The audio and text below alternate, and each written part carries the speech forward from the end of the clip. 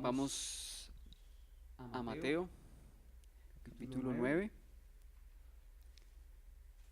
Mateo, capítulo 9.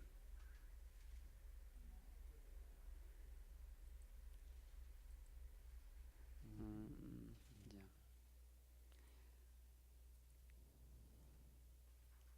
Y pues vamos a ubicarnos dentro de la historia que ya hemos tomado y continuaremos pues ya para terminar esta narración.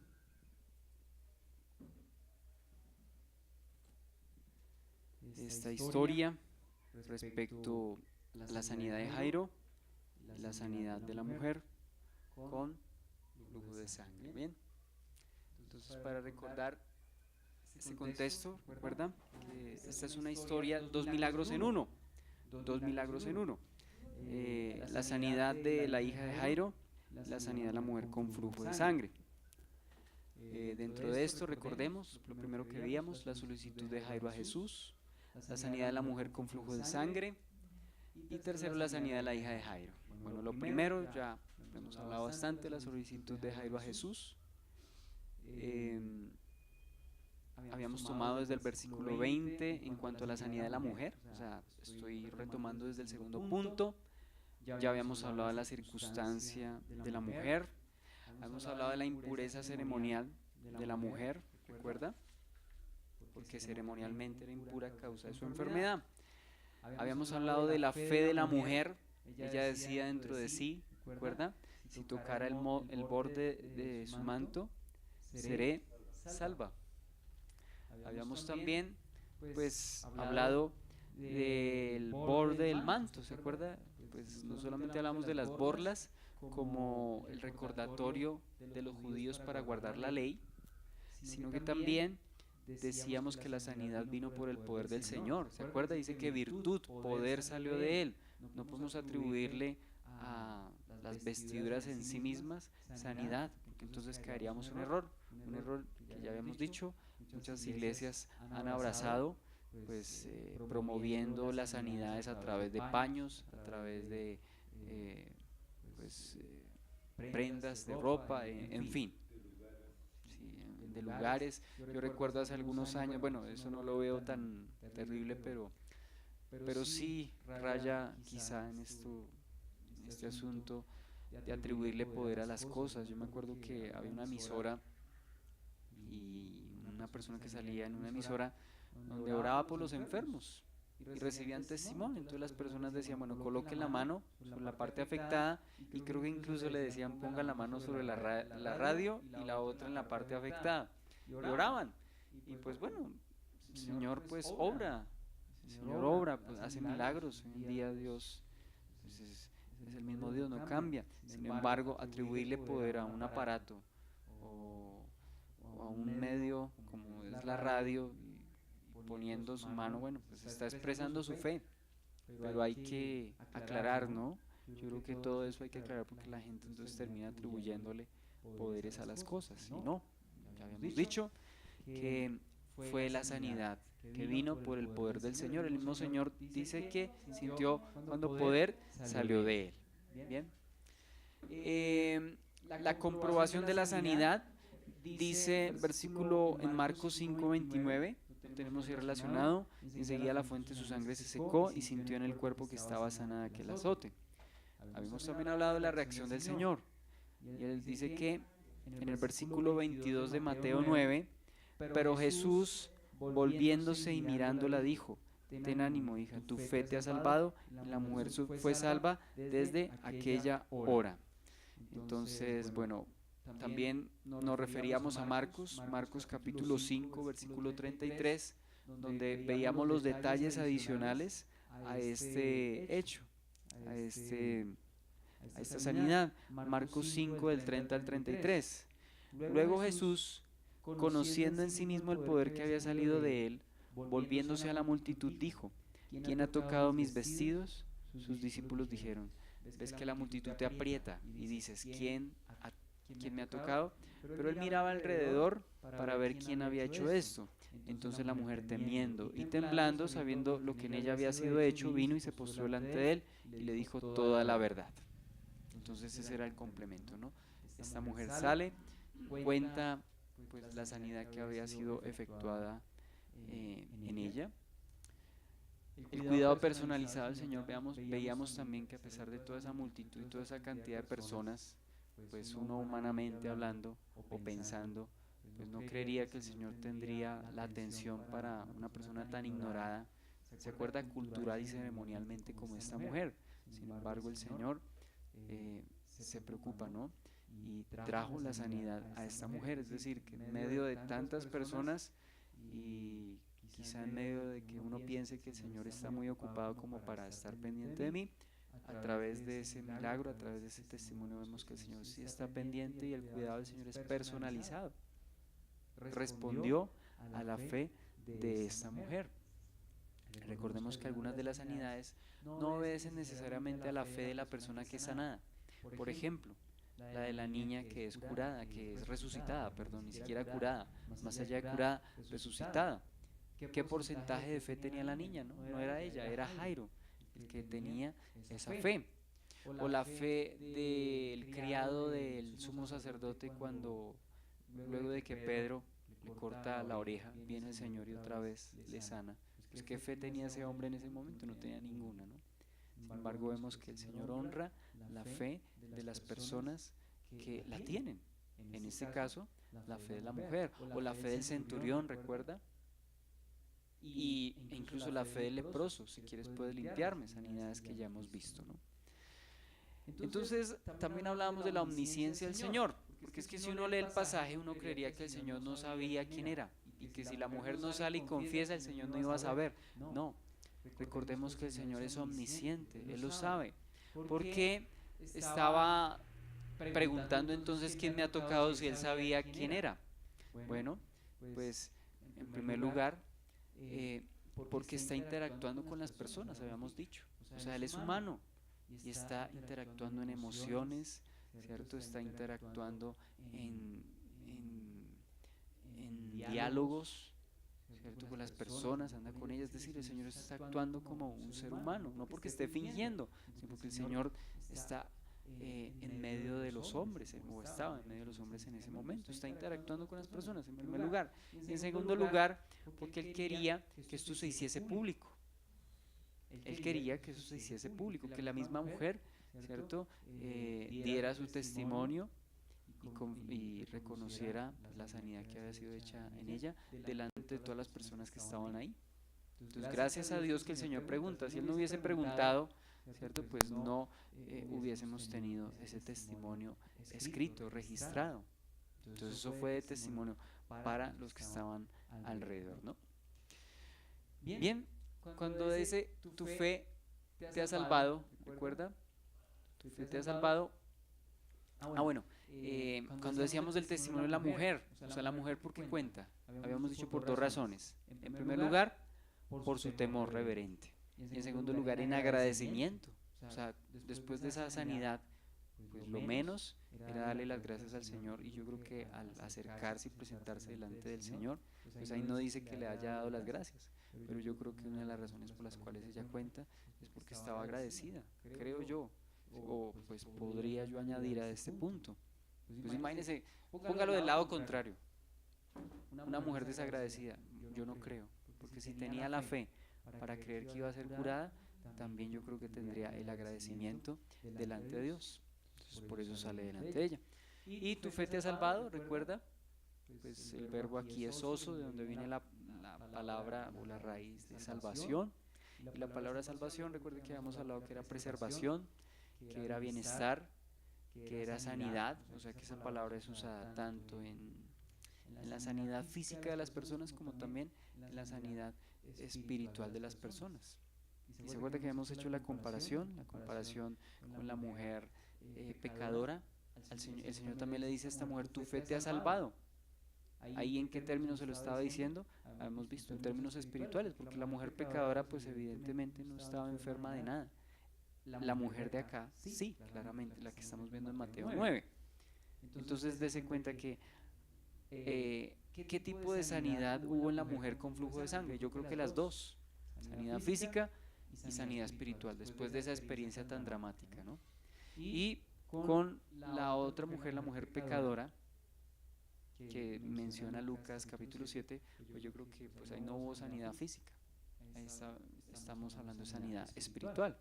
O sea, si no es física, es espiritual.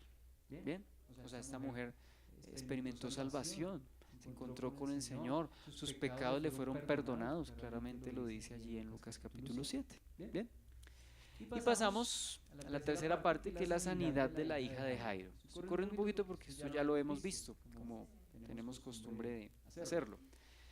Y hablábamos del trato del Señor con toda la sociedad. Habíamos dicho que el Señor se relaciona con todos, tanto con personas rechazadas por la sociedad como quienes. Bueno, los gentiles, correcto. El centurión romano, ya lo vimos. Como quienes también. Las mujeres, o sea, no solo las mujeres, sino las mujeres enfermas, como la que acabamos de mencionar. Como quienes también. Leprosos, sí señor, eran impuros ceremonialmente y además tenían que vivir apartados en comunidades aisladas. Eran personas rechazadas por la sociedad, tenían que hacer sus propias comunidades y sobrevivir y tratar de hacer vida entre ellos mismos, ¿no? ¿Quiénes más? Los pecadores y los publicanos, sí señor. Se da cuenta cómo es el margen de acción del Señor a nivel de sociedad, a nivel de personas, todos los estratos. En algún momento está con hombres pues de la talla, digamos, de Nicodemo, un principal entre los judíos. En otro momento está con personas tan sencillas como una mujer pues pecadora, cuando viene y en Lucas 7, la que estábamos mencionando ahorita, como la mujer samaritana, ¿sí ve? O sea, desde las personas más rechazadas de la sociedad hasta las personas más respetables de la sociedad. ¿Qué principio habíamos extraído de eso? De que el Señor se acerque tanto al estrato 6 como al estrato 1, tanto a los ricos como a los pobres, tanto a los de alta reputación como a los de baja reputación. No hace acepción de personas, correcto. ¿Eso qué evidencia? Que el Señor vaya a todas las esferas de la sociedad.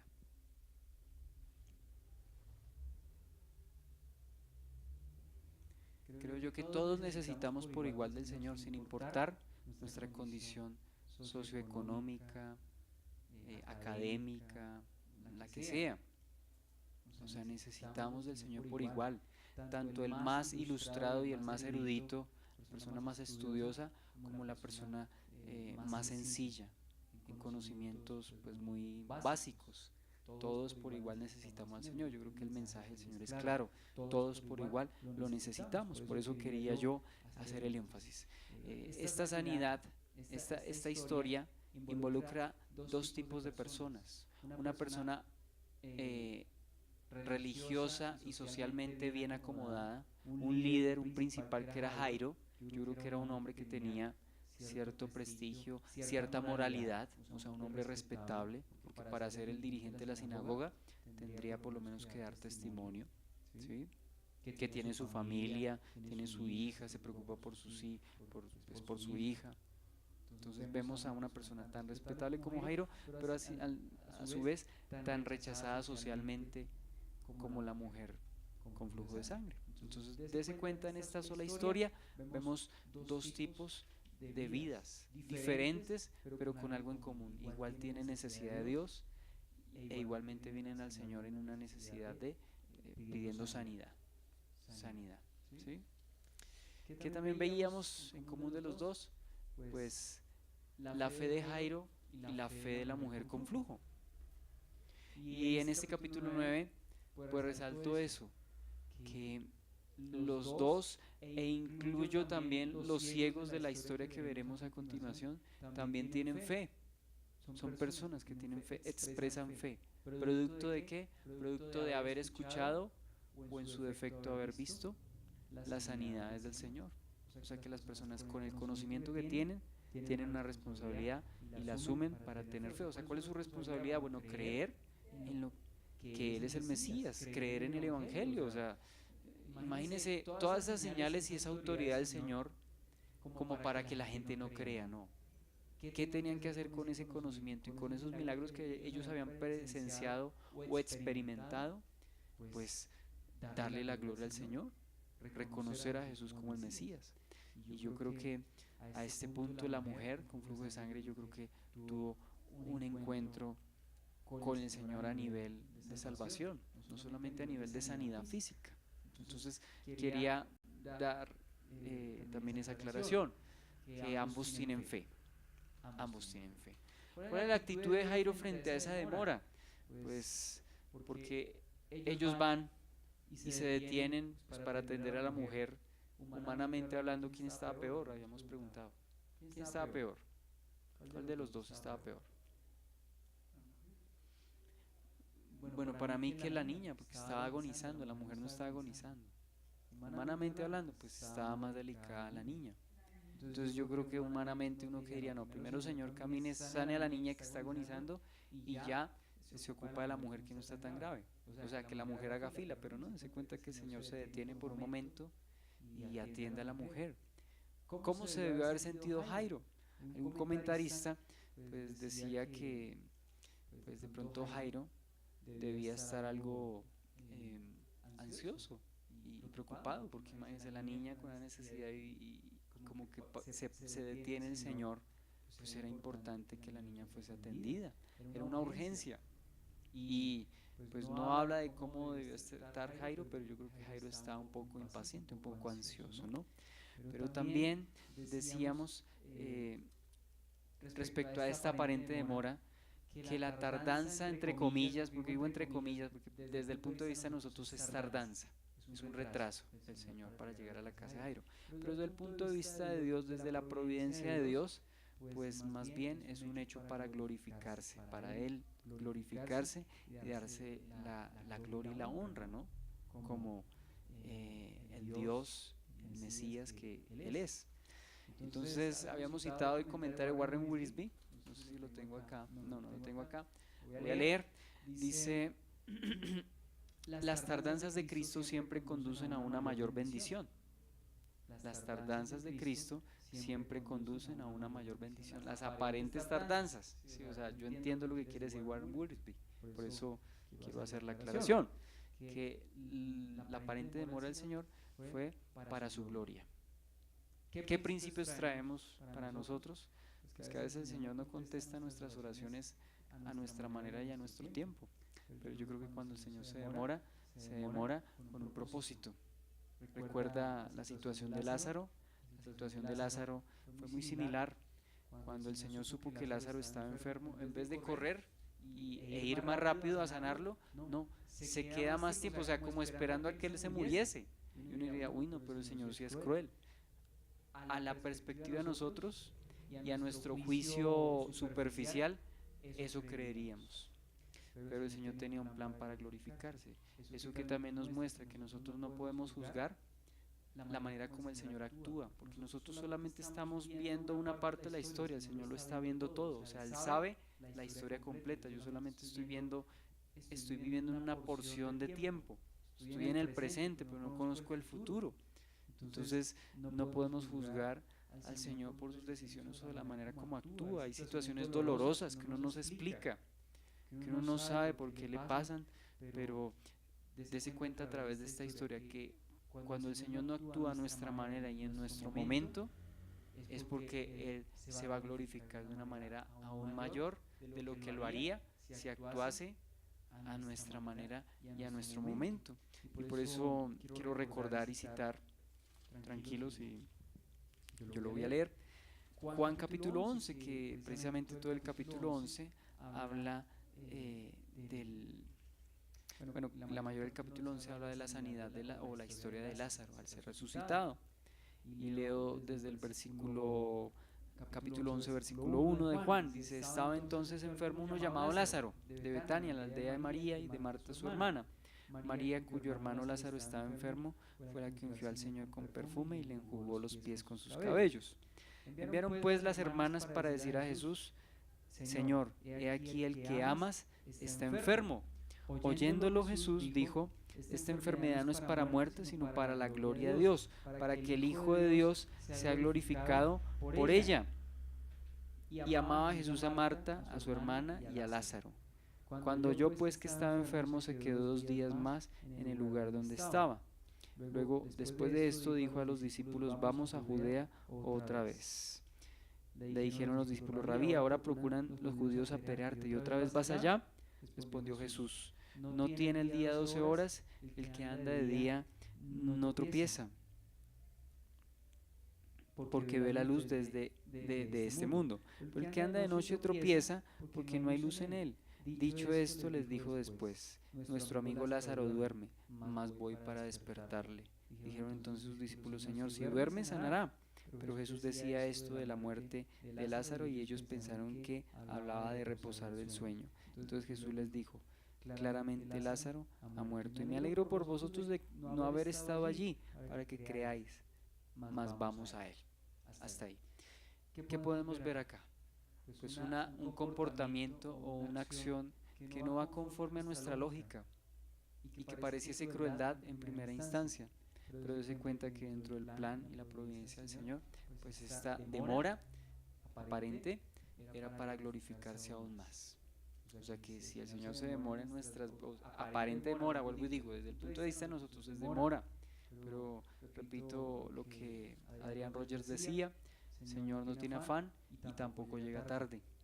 Entonces, desde el plan magnífico de Él, más bien los apresurados somos nosotros, los atacados somos nosotros, los impacientes somos nosotros. Entonces, que esto sea para que confiemos en Él.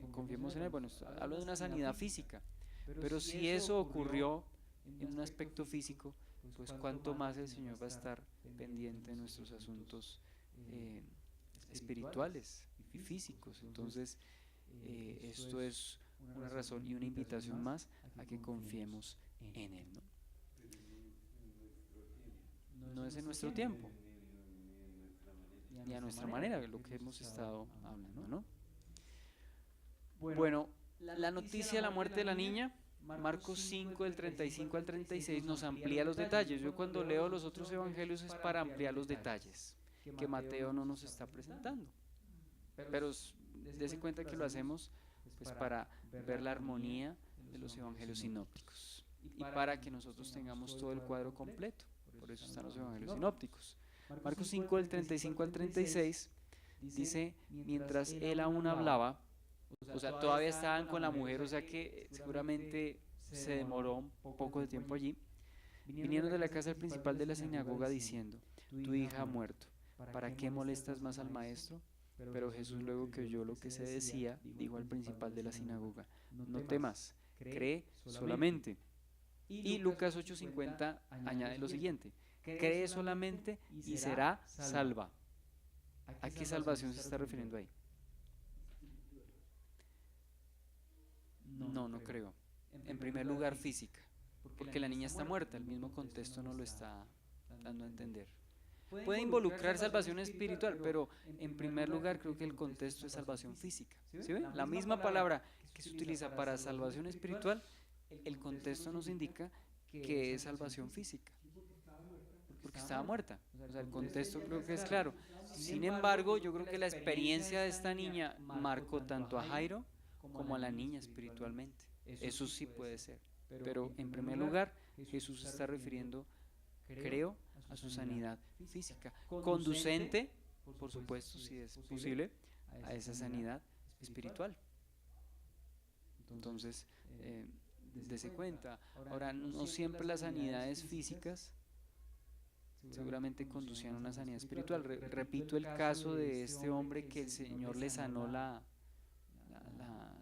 o le volvió a colocar la oreja. Pues ahí no dice que se hubiese arrepentido, no sabemos, la Biblia no lo explica. Pero pues si este hombre fue sano físicamente, espiritualmente pues no nos queda claro, probablemente sí, probablemente no. Entonces no necesariamente las sanidades físicas creo que conducían a una sanidad espiritual, aunque efectivamente yo creo que la sanidad física era un medio por el cual el Señor daba a conocer a las personas que Él era el Mesías y por consiguiente eso les lleva a una sanidad espiritual. Otro ejemplo de una sanidad espiritual y física, el capítulo 9 de Juan, cuando nos muestra, sí creo que es el capítulo 9, del ciego, el ciego de nacimiento, la sanidad física que produjo en él, sanidad espiritual, porque él termina reconociendo a Jesús como el Cristo, termina reconociendo a Jesús como el Cristo, luego de haber sido sanado físicamente. Esta sanidad física lo lleva a una sanidad espiritual.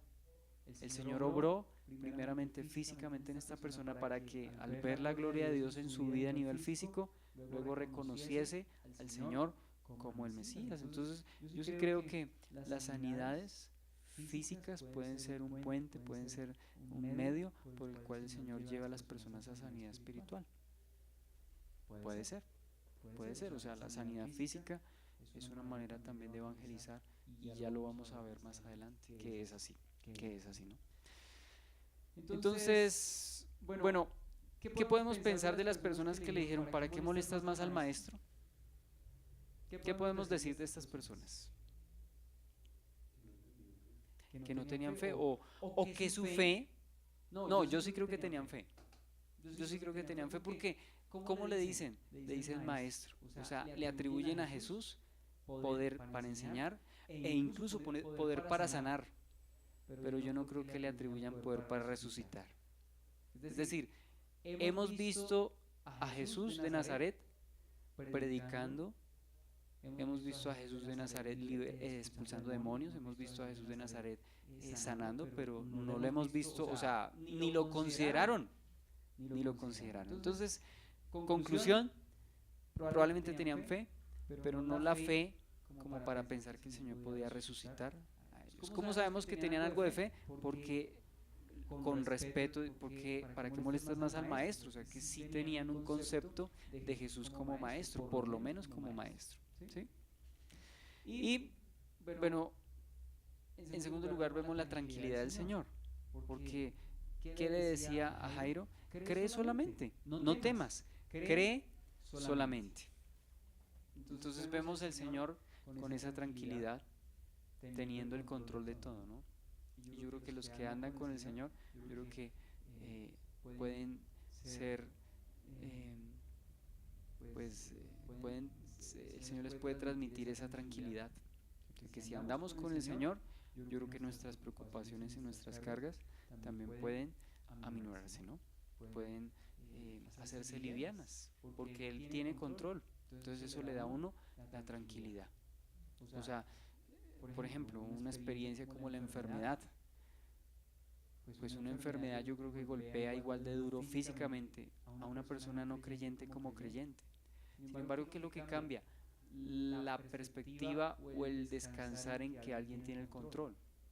Entonces, en dos situaciones similares, una persona o los familiares de esa persona pueden confiar en que Dios tiene el control. En otra circunstancia, personas que no conocen de Dios, no. Pero ¿qué cambia? La confianza. De hecho, la confianza también trae tranquilidad física. O sea, tanto para el enfermo como para los familiares. Van a descansar en el hecho de que el Señor tiene el control. O sea que podemos ver ese punto, ¿no? Jesús en la casa de Jairo, versículo 23 al versículo 24. Al entrar Jesús en la casa del principal, viendo a los que tocaban flautas y la gente que hacía alboroto, les dijo, apartaos, porque la niña no está muerta, sino duerme. Y se burlaban de él. Marcos 5:37 complementa que no permitió que nadie le siguiese, sino Pedro, Jacobo y Juan. Nos está ampliando los detalles, ¿no? Ahora, dice que había gente tocando flautas y haciendo alboroto.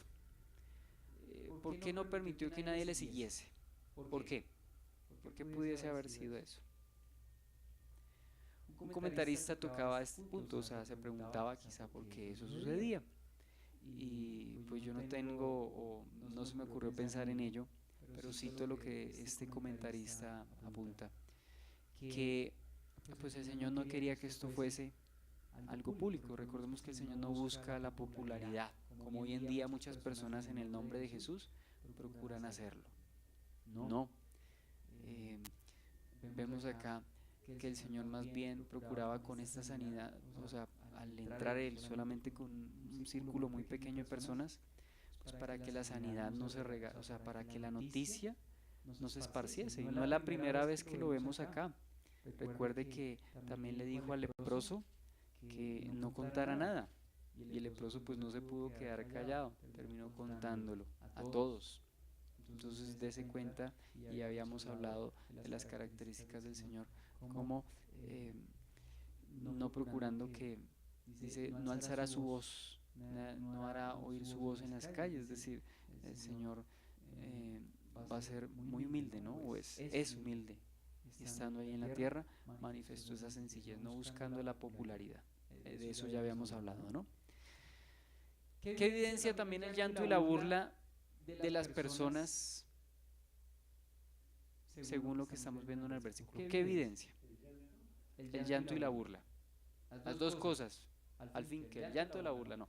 Las dos cosas. ¿Qué evidencia en el llanto y la burla? El llanto por la niña y la burla al Señor por lo que el Señor dice, porque dice que la niña no está muerta sino duerme. Bueno, sí, falta de fe, sí, sí, porque están burlando ahí, sí, yo creo que no hay nada de fe, ahí sí estamos de acuerdo, no hay nada de fe en estas personas, se están burlando. Pero además, ¿qué otra cosa nos certifica el llanto y la burla? ¿Qué nos certifica el llanto y la burla en, qué nos certifica en este caso? Que realmente sí estaba muerta. Ese es otro apunte de un comentarista, que realmente ella sí estaba muerta. Entonces no había la menor duda de que ella estaba muerta. O sea, médicamente, clínicamente la niña estaba muerta. Y cuando se dice que está durmiendo, pues ellos pues, les causa bastante risa eso, ¿no? Ahora, otra pregunta. ¿Por qué se burlan si se supone que están en llanto? ¿Por qué se burlan? O sea, bueno, por lo que él dijo, pero imagínense un dolor, la niña muerta, y de un momento a otro del llanto pasan a la burla. porque eso les produjo risa, burla. Sí, por eso, ¿por qué les produjo Cuando burla? el Señor dice que no está muerta, ellos están asegurando que sí estaba muerta. Sí, pero imagínense burla. Porque, o sea, ¿no le parece como incoherente así el Señor? O sea, si no le creyesen, ¿por qué se burlaban? Sí se supone. Porque ellos no pensaban que la fuera a resucitar. Bueno, vamos a mirar por qué. Vamos a mirar por qué. Eh, el llanto y la burla, ¿no? Ahora, ¿por qué el Señor dice la niña no está muerta sino que duerme? MacArthur apunta que esto era una profecía de que ella volvería a vivir. O sea, da por hecho de que la niña vuelve a vivir.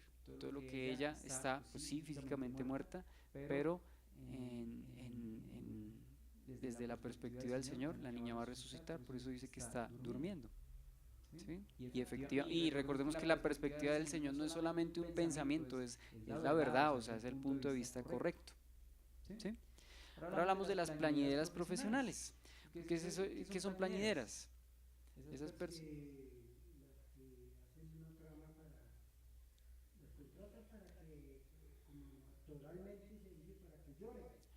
Las contratan para un evento o en la cultura de ese entonces, pues yo creo que eso no está en nuestro medio, ¿no? Que yo sepa, eso no lo hacemos nosotros. Una obra de teatro. Bueno, en una obra de teatro, pero en un funeral de verdad, creo que eso no se hace. O sea, el llorar como llorar por llorar, no, eso no se hace. O normalmente no se hace en nuestra cultura. Seguramente de pronto en Oriente, en Medio Oriente, en otra parte de pronto se haga, pero aquí La llorona sí. no se hace. No, se pagaron a la llorona, pero ¿Sí? Vea usted, aquí me comenta una persona que estuvo en Panamá que allá a las lloronas sí las contrataban y les pagaban para ir. Bueno, pues a mí me parece que el parece, cementerio le era asunto del cementerio de pronto Era un negocio, era como parte del kit, del paquete fúnebre, ¿cómo se le dice? El paquete, ¿cómo se le dice a esos planes? ¿Fúnebres? Bueno, ese, exequial, exequiales, exacto. Eso hacía parte como del servicio exequial. Bueno, dése cuenta que no muy lejos de nuestro país sí se hace, no lo sabía. Bueno, entonces, cita un comentarista, Mateo describe el espectáculo Las Lloronas profesionales, cuyo dolor fingido queda en evidencia por su burla. Ahora sí entiende por qué se burlaban. ¿Por qué se burlaban? Porque el dolor era fingido, o sea, ellas no estaban realmente dolidas porque no era directamente la hija de esas personas, porque no eran familiares de esas personas, pues claro, les causó burla. Entonces eso justifica el hecho de que hubiesen pasado del lloro a la burla, del llanto a la burla, porque pues no tenían, ellos estaban era ahí contratados y les pareció risible porque ellos no esperaban que el Señor dijese eso. Ellos no eran familiares, parece que no eran familiares, por eso creo la burla. Ahora, entre los judíos era popular las plañideras, sí.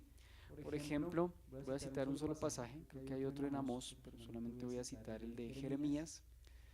Tranquilo, solamente lo cito.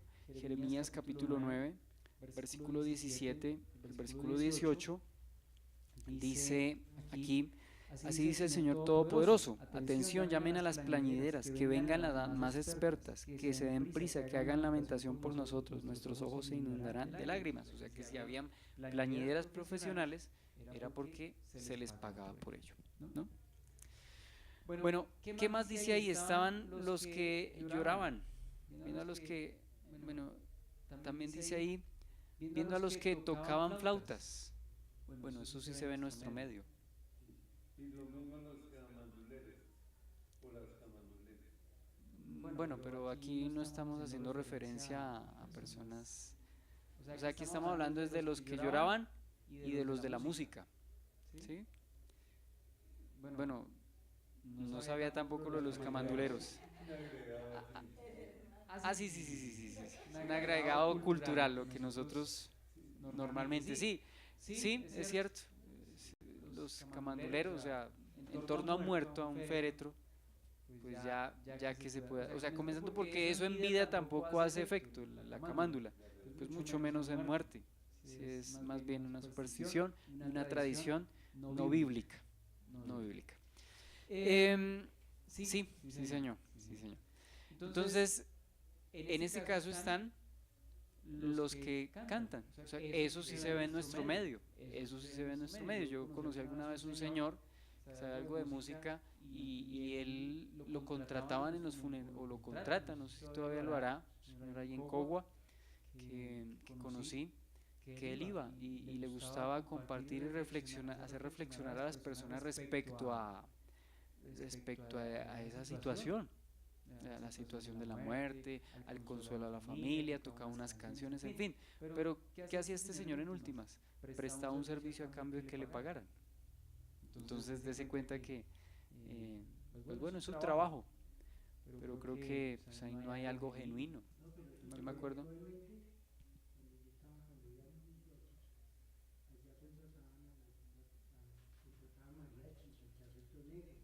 Sí, sí, sí. Ahora, a mí me consta, sí, señor,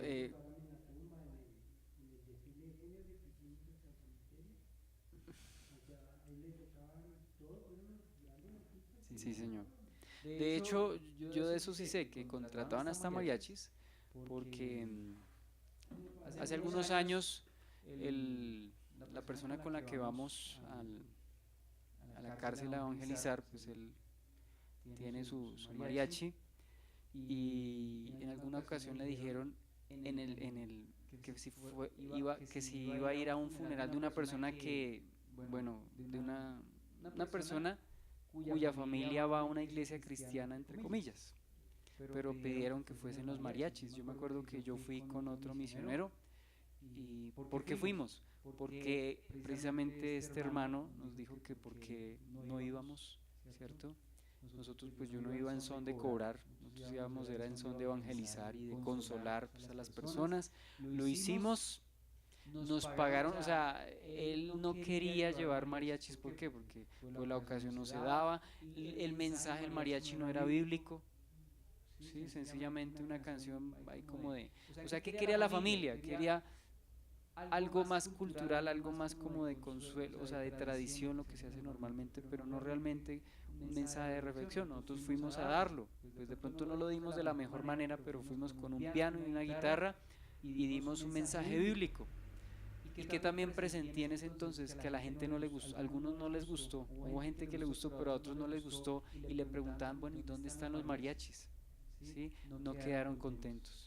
¿Qué quería la gente? La gente quería música, quería tradición en el velorio, pero no quería, incluso habiendo gente del círculo cristiano, a propósito en ese momento estaba el Señor que yo les digo que estaba haciendo, no estaba ahí para dar la reflexión, pero estaba ahí, yo lo vi, ¿cierto? De pronto el Señor no me quiso hablar, no me quiso, pero Él estaba ahí y yo lo cité precisamente, estaba, mire, es un tiempo de reflexión, pero para que y consideramos, no me acuerdo bien, hablamos respecto a un mensaje, pero pues con propósito evangélico, de evangelización. Y, y entonces, bueno, eso quería citar con respecto a lo que se hace en nuestro medio. No, de pronto no hay plañideras, pero sí suele haber música, y no era la excepción en esa época. Personas contratadas para tal fin, ¿no? Entonces, bueno, respecto a esta costumbre, el reverendo, perdón, el erudito Utley menciona lo siguiente: en el judaísmo rabínico era una práctica común, aún entre las familias más pobres, que cuando alguien moría, se debían contratar para el típico funeral al menos a dos que tocaran flautas y a una mujer plañidera. Eso era parte del plan exequial, por así decirlo. Señor. No, que eso era, o sea, todo eso viene de estas tradiciones.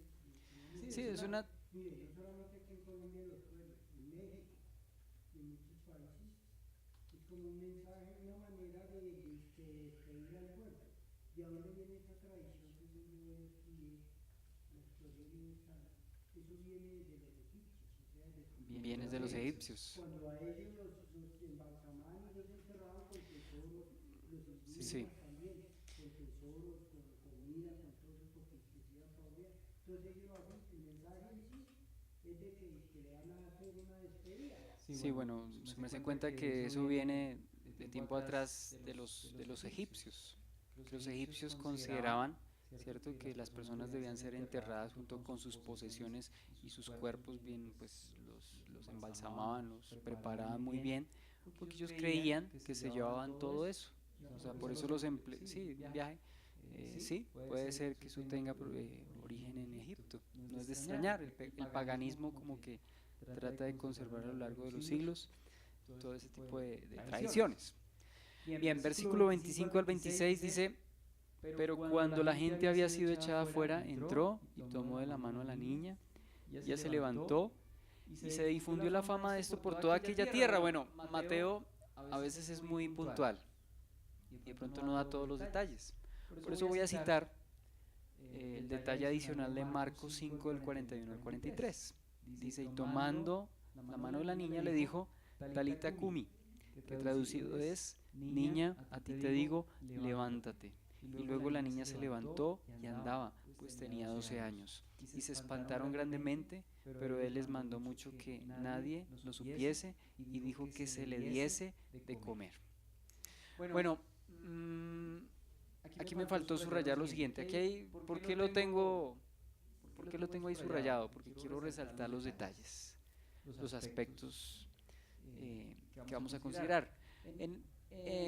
Allá arriba en Mateo 9, del 25 al 26, tengo que resaltar allí que no está ahí, pero por eso lo digo. Se difundió la fama de esto por toda aquella tierra. Eso lo resalto. Además de resaltar lo que ustedes abajo ven también en negrilla. Dice que la niña andaba, se le dice Talita Kumi, se dice que tenía 12 años, dice que se espantaron grandemente, pues claro, dése cuenta el cambio de emociones, del llanto, del supuesto llanto a la burla y de la burla al temor. Dice, les mandó mucho que nadie lo supiese y dijo que se le diese de comer. Estoy resaltando esos detalles porque son complementarios. O sea, hay cosas que Mateo cuenta que no cuentan los otros evangelistas. No cito ahí el de Lucas porque el de Lucas es muy parecido al de Marcos. No, Juan no señor, Juan no cita esta historia. Entonces, Marcos y Lucas nos complementan lo que el Señor le dijo a la niña, o sea, le dio una orden. Mateo solo dice que la tomó de la mano, pero además de tomarla de la mano, o sea, estamos construyendo. Hagamos por un momento ese papel supuestamente de investigadores, ¿sí? ¿Qué hace un investigador? Pues un investigador toma todos los hechos, ¿cierto? Y los junta de tal manera que haya un orden de acontecimientos y haya la mayor cantidad de detalles. No necesariamente los detalles que den personas diferentes significa que sean, o sea, por ejemplo, aquí Mateo dice que la tomó de la mano. Dice Marcos que dice tomando de la mano a la niña, o sea, además de tomarle la mano le dijo Talita Kumi. ¿Sí? No hay una contradicción, simplemente hay un complemento. Además entonces de tomarle la mano se le da una orden. Y parece absurdo darle orden a un muerto, pero es que el que está hablando es nada más y nada menos que el Hijo de Dios, el autor de la vida, así lo dice en Hechos, matasteis al autor de la vida, sin embargo él resucitó, pero Jesús es el autor de la vida, y él puede hablar a un muerto, ¿cierto? Le puede hablar a un muerto, así como le habló a la tempestad pues, o sea, ¿qué idioma habla la tempestad? La tempestad es algo impersonal, es un fenómeno natural, ¿cierto? Pero el Señor le habló. Entonces, si el Señor le habla a un fenómeno natural, si le habla a la naturaleza, también le puede hablar a un muerto para que se levante. ¿Qué le dice Talita Kumi? Que traducido es, niña, a ti te digo, levántate. Levántate. Entonces dice que la niña se levantó y andaba. Tenía 12 años. ¿Señor? ¿Usted conoce algo dentro de su ministerio, de sus años? ¿Usted conoce? ¿Sabe algo de algún caso que una persona con el poder de Dios, de los que usted, en los caminos de Dios, haya escuchado algún milagro de alguna persona? ¿De resurrección? En el mundo que haya ¿Milagro de resurrección? Sí, señor. Yo tengo, bueno, eso historias hay de todo, pero yo trato de filtrar y para mí creo que hay dos historias muy. Una de ellas, ¿se acuerda de ese documental El Fenómeno Lázaro? Para los que quieran saber o quieran conocer.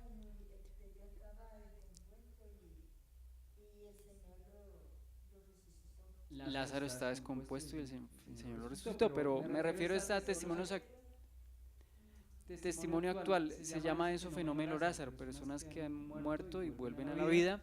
Hay dos casos registrados en ese documental, historia documental, se llama El Fenómeno Lázaro, es una película, habla de un pastor nigeriano que resucita entre los muertos y un muchacho que practicaba esquí, o un hombre que practicaba esquí acuático, ¿cómo se llama?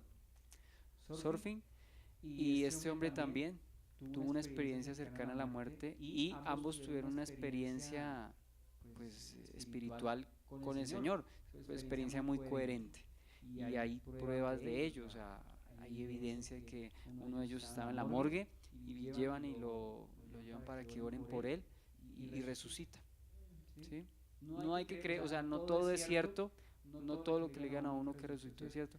No conozco personalmente, pero creo que esos casos están lo suficientemente documentados y son coherentes en lo que narran. Respuesta a su pregunta. Bueno, entonces estamos viendo aquí que le habla a la niña, ¿sí? Le está hablando. Dice que se espantaron además de eso, pues claro, yo creo que esa es la reacción. Imagínense que Hoy en día, es que nomás imagínense hoy en día que alguien resucite en pleno velorio, ¿cierto? Eso no va, o sea, eso no causa risa, yo no creo que ni cause risa, ni cause, digamos, ni la gente quede indiferente a eso. La gente se asusta. Ahora, yo no sé, permítame un momentico, ¿se acuerda ese programa que daban hace algunos años, También Caerás? No sé, pues yo no lo veía, pero no sé si creo que entre todas esas chanzas que hacían era la de una persona que se levantaba. Creo que eso lo hicieron. ¿Y qué produjo eso en los que estaban ahí? Creo que lo que produjo fue temor y salieron, ¿cierto?, espantados, porque eso produce espanto. Entonces el relato bíblico es coherente con la reacción que naturalmente, pues,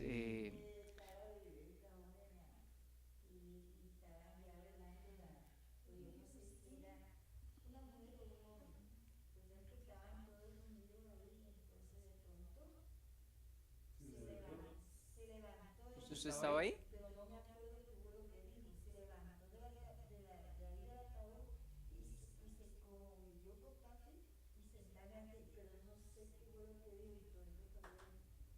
Pero su merced está. Ah, pues estuvo presencialmente. ¿A dónde vio eso, señora Raposo? Bueno, Pues bueno, yo pudo, tengo caso bueno, de, pero no, vamos a seguir para no desubicarnos, ya para que podamos seguir, porque si no perdón, no, para que podamos seguir y no nos distraigamos. El punto es que se espantaron grandemente, ¿sí? Pero él les mandó mucho, dice que nadie lo supiese y dijo que se le diese de comer. Entonces, volvemos a ver que el Señor les dice que no lo sepan. ¿Se acuerda que en el capítulo 8 dice que no le dijo el Señor, no lo digas a nadie? ¿Qué dice Marcos? Dice que él comenzó a publicarlo. Pues aquí también les pide encarecidamente que no se lo dijesen a nadie, que más bien se le diese de comer. Se le diese de yo comer. creo que ahí, perdóname, yo creo que ahí Dios sabía, así le dijese que no fuesen a contar, él sabía que le iban a contar, pero él sabía que lo iban a contar, Él sabía que lo iban a contar, completamente de pero acuerdo, ahí sí, señor. demuestra su humildad, Su humildad, que él no quería que fuera una persona pública, así, su famosa, discreción, sino su discreción, pero él sabía su que no todo el prudencia. mundo lo iba a saber. Sí, señor. Sí, señor, él sabía. Y sin embargo lo dice, ¿no? Recordemos lo que dice Mateo más adelante. Aquí mi siervo, mi amado en quien tengo contentamiento, no alzará su voz en las calles, no se hará, ¿cierto? Esa es la característica del Señor. Por eso dice manso y humilde. Y cuando cita la profecía, creo que la de Zacarías, aquí tu rey viene manso y humilde, sentado, ¿cierto? Viniendo sobre un pollino hijo de asna. La humildad y la sencillez del Señor que ya habíamos detallado en otra ocasión. Bien.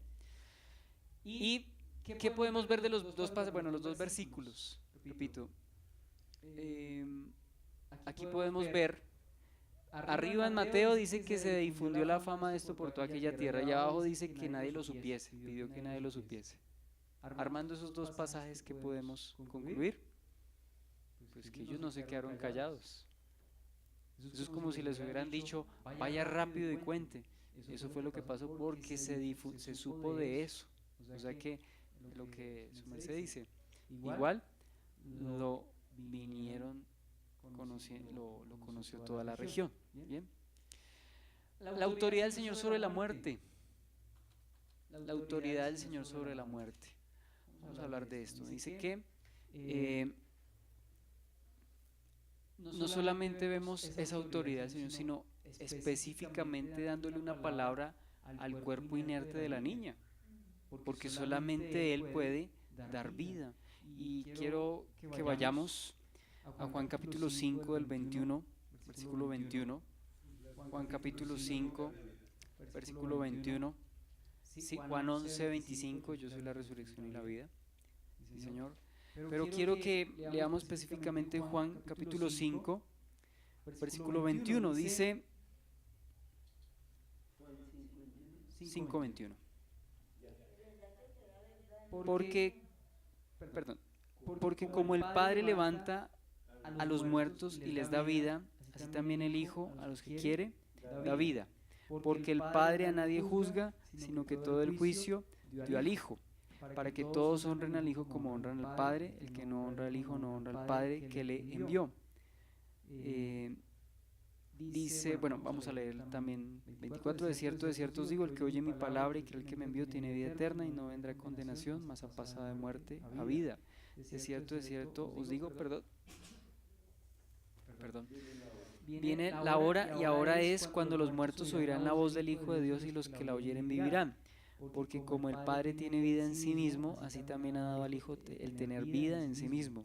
Y también le dio autoridad de hacer juicio por cuanto es el Hijo del hombre. No os maravilléis de esto, porque vendrá hora cuando todos los que están en los sepulcros oirán su voz. Y los que hicieron lo bueno saldrán a resurrección de vida, mas los que hicieron lo malo a resurrección de condenación. ¿Señor Onidis iba a decir algo?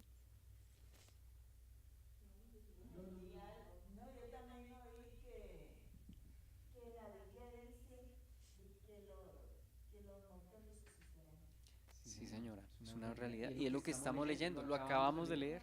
Sí, señora. Entonces, dése cuenta que el Señor tiene poder para dar vida. ¿Cuál es la diferencia de la vida que dará en el futuro a la que dio en ese momento en el ministerio?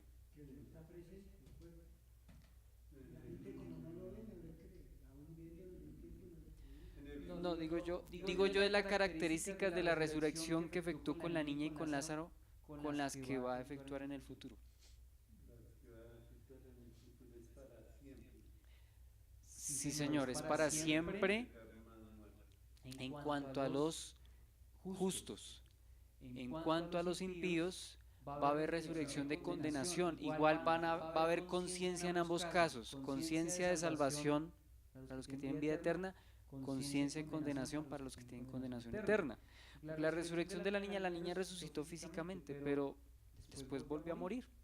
De eso no hay duda. Lázaro también resucitó corporalmente en este cuerpo, o sea, en esta carne, cierto, corruptible, y volvió a morir. Pero si el Señor tiene autoridad para resucitar a los muertos ya estando en la tumba, porque ¿cómo resucitó a estos? ¿Cómo lo resucitó a estos? Todavía estaban en sus huesos, en su carne, o sea, por mucho Lázaro llevaba 4 días, sí, ya estaba en un proceso de descomposición, pero todavía seguramente había carne, ¿sí?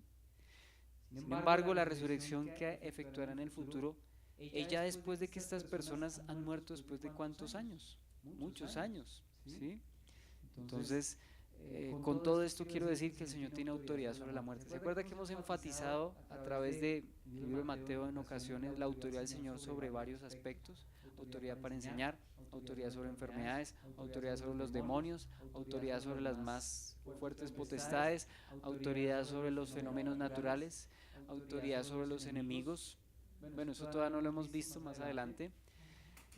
Digo yo sobre los enemigos cuando lo fueron por ejemplo, cuando lo fueron a apresar, yo soy, cayeron a tierra, o sea, el Señor voluntariamente permitió que fuese arrestado, él mismo puso su vida, nadie se la quita, sino que la pone voluntariamente. Entonces, autoridad sobre sus enemigos, como lo veremos en particular en su segunda venida, porque la primera venida fue como un siervo a salvar y rescatar lo que se había perdido, pero en su segunda venida viene a darle viene a dar la herencia, ¿cierto?, a los justos, viene a traer salvación a los justos, o sea, a finiquitar la salvación de los justos y a castigar a los malvados, cosa que no ocurrió en su primera venida.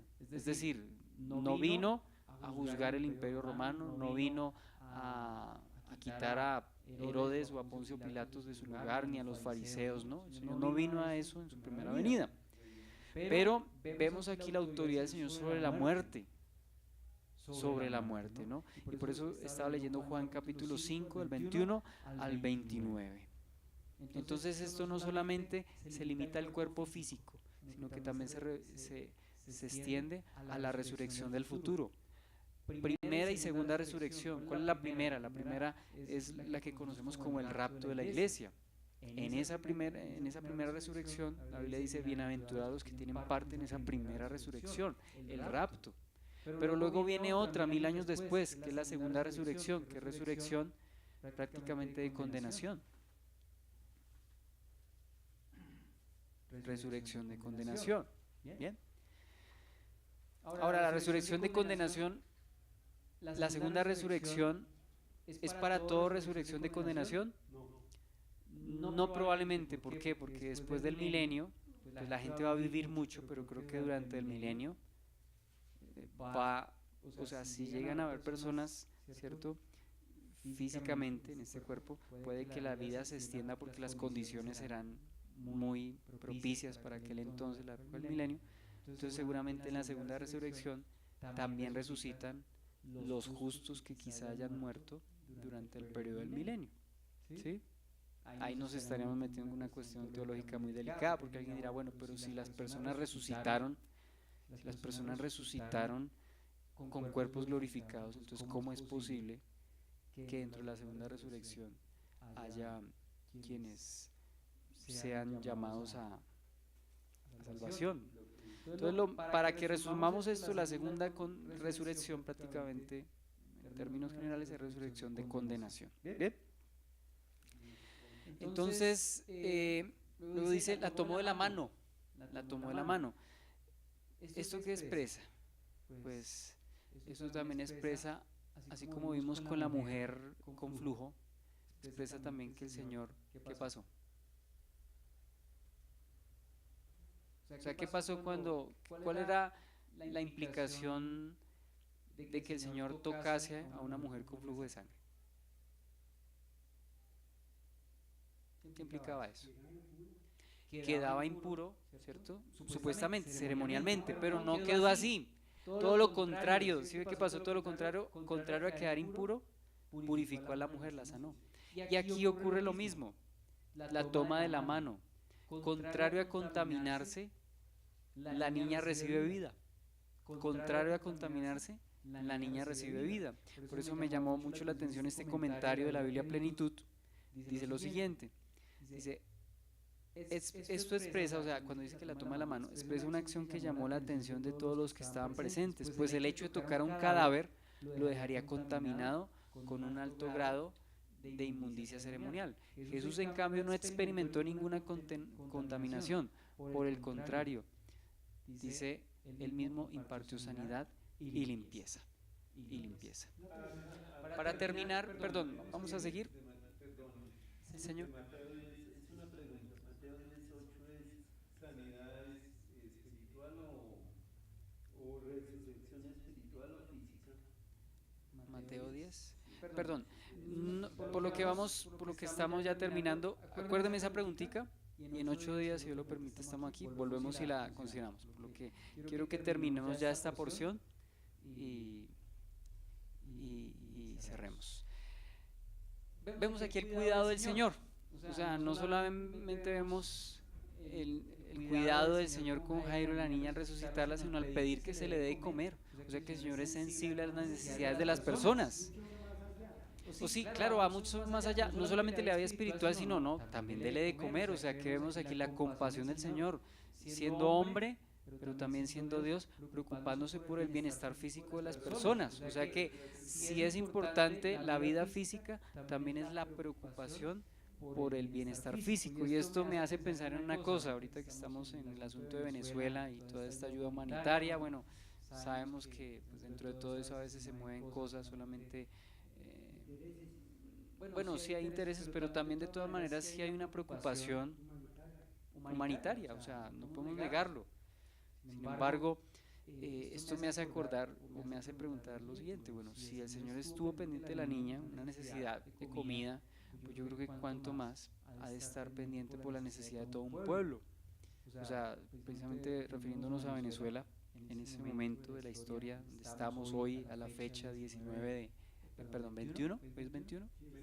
21 de febrero, pues el Señor está preocupado también, de una u otra forma, por el bienestar físico de toda una nación, porque mucha gente está pasando hambre, el Señor no es indiferente. El Salmo 33 dice que Él está cercano, dice que Él mira sobre los hijos de los hombres, o sea, que el Señor no es indiferente a toda esa necesidad. Entonces, este pequeño punto, yo sé que es un detalle que pronto lo saco bastante de su tiempo y de su momento, pero dice que si se la da de comer a la niña, si el Señor se preocupa por el bienestar físico de la niña, ¿cierto? Pues también nosotros mientras estemos aquí en la tierra, es verdad, pasamos dificultades, pasamos tribulaciones, pero también el Señor está preocupado por nuestra seguridad física. Dice, creo que lo dice Juan, le dice a uno de a quien escribe la epístola, dice: amado, yo deseo que tú seas prosperado en todo, que tengas salud, así como prospera tu alma. Es decir, aquí no estamos hablando de prosperidad física, no estamos promocionando nada de eso.